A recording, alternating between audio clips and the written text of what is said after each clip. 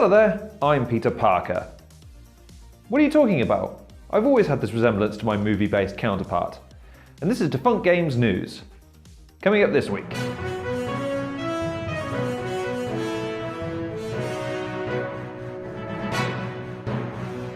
Amazon announces their cloud gaming service Luna. A brand new Resident Evil series has been announced. And other highlights to come include us going for a DGN record. Right, to our first story of the week then, as we have new details concerning Amazon's game streaming service, Luna. Ah, there she is. Hello, Luna. Hello, Bear. No, not that one. This Luna. This is Amazon's attempt to go toe-to-toe with the other big boys in the game streaming sphere, such as Google Stadia and the Nvidia GeForce Now, not forgetting, of course, the mega platforms of the PlayStation and Xbox with Microsoft's xCloud and Sony's PlayStation Now. Much like Netflix or Disney Plus for gaming, there are other services that let you play games straight from cloud servers without the need to download them first, or the need for the pesky discs ruining game day. Damn you, PlayStation red screen! A more horrific sight has never been seen. Well, except for Vengeance. the Luna cloud gaming platform is powered by Windows servers and Nvidia GPUs, and it supports more than 100 games thanks to the aforementioned Windows support, allowing developers to quickly move their existing Windows games over to an AWS instance and provide cloud streaming access to all you gamers and gamettes with subscriptions to the service. This support will also allow publishers like Ubisoft, for example, to host their own digital services, such as Uplay, on Amazon's Luna platform. And indeed, Uplay is featured prominently on the platform's homepage as of right now. But murmurings are that the service will run much like the same way Prime Videos does, allowing customers to subscribe to various dedicated developer or publisher channels. According to the Luna page, the subscription is currently priced at $5.99, but this is only an introductory offer during Luna's early access phase. Based on the specs released so far, Amazon claims it should provide smooth gaming performance at 1080p resolution that Luna currently supports. 4K functionality, which Amazon says is coming soon, may prove to be more of a challenge for the Luna on the hardware it is currently utilizing, especially without dialing down graphical settings in some more demanding games. And at the moment, it's very difficult to confirm how it will perform in comparison to its rivals. At launch, Amazon claimed that the games available will include classic games from Ubisoft, Capcom, 505 Games, and Team 17. Alas, mi hermanas y hermanos en Europa, Amazon Luna will only be available via early access for US gamers to start with, and there's not a word on a time frame for the worldwide release or pricing at the moment. However, if you live stateside, you can request an invite via the Luna website right now. What with the release of the PlayStation 5 and Xbox and Summers series releasing in the coming weeks, is the Luna going to be enough to offer customers an enticing prospect at what seems to be a very reasonable price point to entice people away from their hardware-based counterparts? Maybe some people will go for the Stadia, or maybe some will even hold out for the Nintendo and whatever splendiferous little console or application they might be designing under the notice of everybody else at the moment. Or, like me, will you hold out and do it the old-fashioned way? Giant hard drives, rapid-firing fans, and game cases as far as the eye can see. Either way, let us know what you think in the comment section below.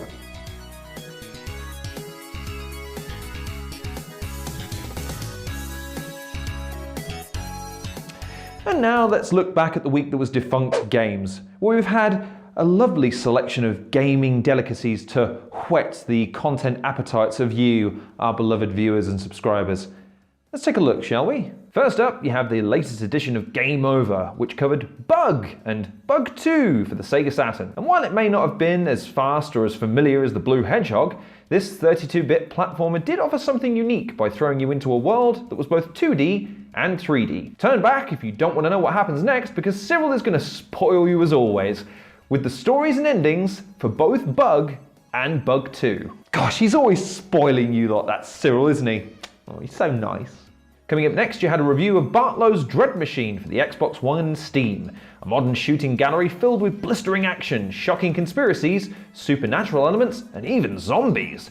Tune in to find out if this is a shoot 'em up going down in history for the right All wrong reasons. And also, we had the debut of the Game Calendar, a show where we attempt to bring you the very latest and best of titles that may have escaped your notice, bringing you the trailers to see which ones might pique your interest. Let us know in the comment section below of those videos what game trailers you want to see, potentially the Big Man review. We want to hear what you have to say, and we can't wait to hear from you.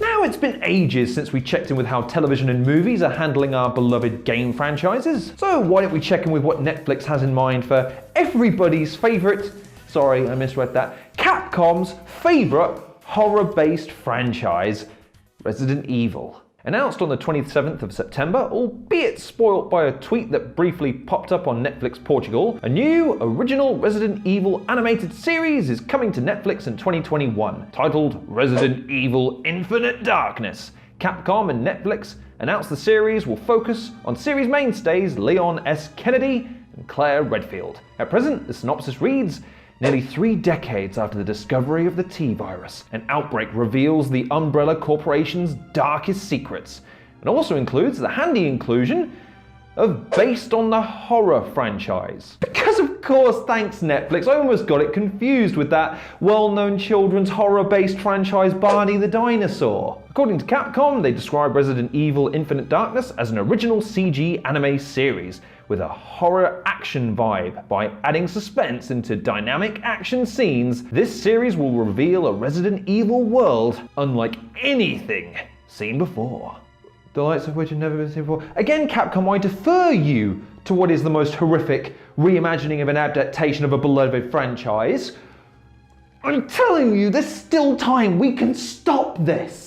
Resident Evil Infinite Darkness will be produced and supervised by Capcom's Hiroyuki Kobayashi, a longtime producer of the Resident Evil series, including 3 computer animated films, Resident Evil Degeneration, Damnation, and Resident Evil Vendetta. TMS Entertainment will produce the series, while Kibeku will be in charge of the 3D CG animation production. The trailer itself is only a minute long, features broken vials, scary bats, illuminated crotches, and of course a zombie getting cappered by a dapper Leon Kennedy. This comes as good news for Resident Evil fans, seeing as this is actually the second television-based Resident Evil thing in production at the moment. The other, a live-action show, will focus on Jade and Billy Wesker, who are presumably relations of Stars Captain, Umbrella Corporation baddie, sunglasses enthusiast, and regular Resident Evil antagonist, Albert Wesker. Wouldn't it be kind of funny if they weren't anything to do with him though? Like the whole series builds up and it's like, Albert Wesker,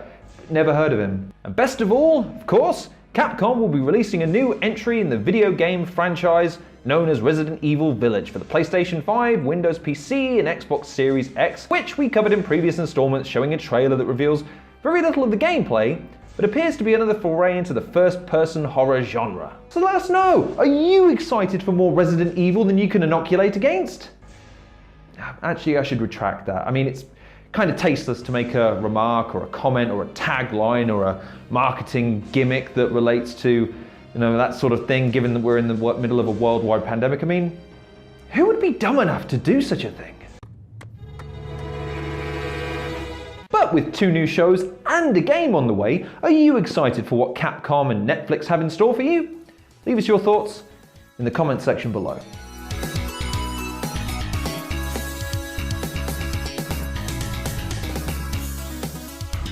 And finally this week, you join us as we reach new heights, we set new standards, and we raise that bar higher and harder than ever before. That came out wrong. As we attempt to cover the most amount of stories in a single episode. And better still, the bosses have said there's an extra $1 in it for me if I make it to 8. It'd be nice to double my salary for the month, so let's see what we can do here. Dave, if you wouldn't mind, a counter in the corner for added unneeded tension, please. Thank you. You even got the right graphic. First time for everything. Let's go. So it turns out Naughty Dog really is that dumb as it decides to rebrand its Outbreak Day in light of COVID-19 for The Last of Us fans, but not until very recently. Listen, I get that you've been using the moniker for 7 years and maybe this didn't occur to you at the time because you had more pressing issues, what with the second game released and all.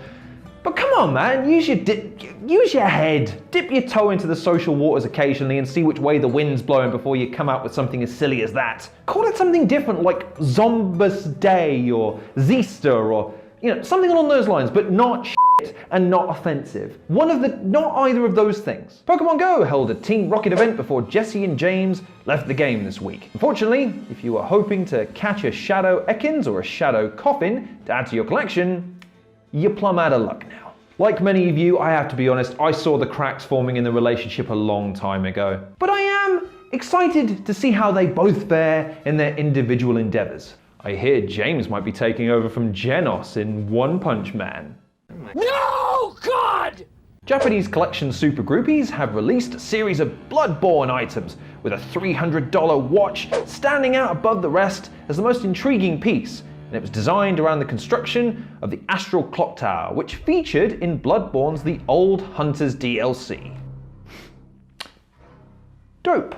Catherine Alexander, the tattoo artist behind Randy Orton's Sick Inc., is suing Take-Two for her designs being used in their WWE games. She is owed damages over her unique designs that include tribal tattoos, skulls, a Bible verse, and a dove and a rose. All of which are completely original things that she definitely created and designed. Anyway, a similar case involving LeBron James was thrown out by a judge recently because, well, he determined that tattoos are part of an athlete's likeness, and if they license that to a third party, i.e. Take-Two, they're not liable to pay anyone else.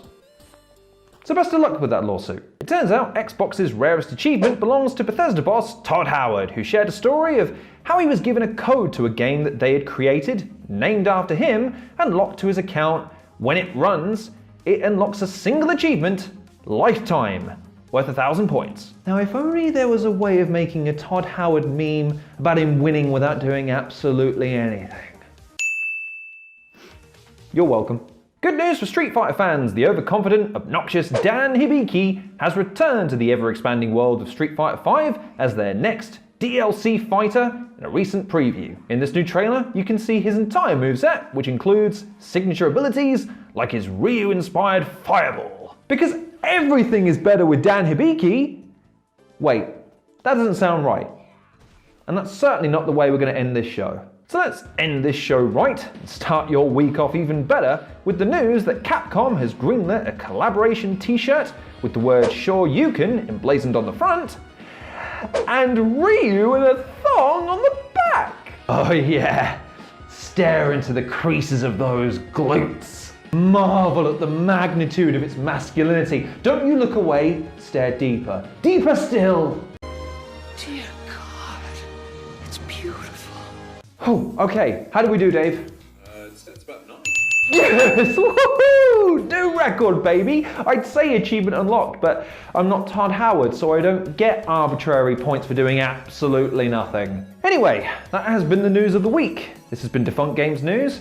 I've been your host, Lorne Risley. Be sure, as always, to go and check out the Defunct Games Discord. I'm on there, Cyril's on there most days, so feel free to pop over and chat and see what's coming up and give us your ideas. Also, be sure to go and check out defunctgames.com, where there's always new articles, items, reviews, and all manner of great content that you need to be checking out. If you're not, please do. I'm on there now, and it's the best thing ever. But if you don't want to indulge me for my own childish need for attention, then why not hop over to the YouTube channel, subscribe, like, share, and check out some of the older videos.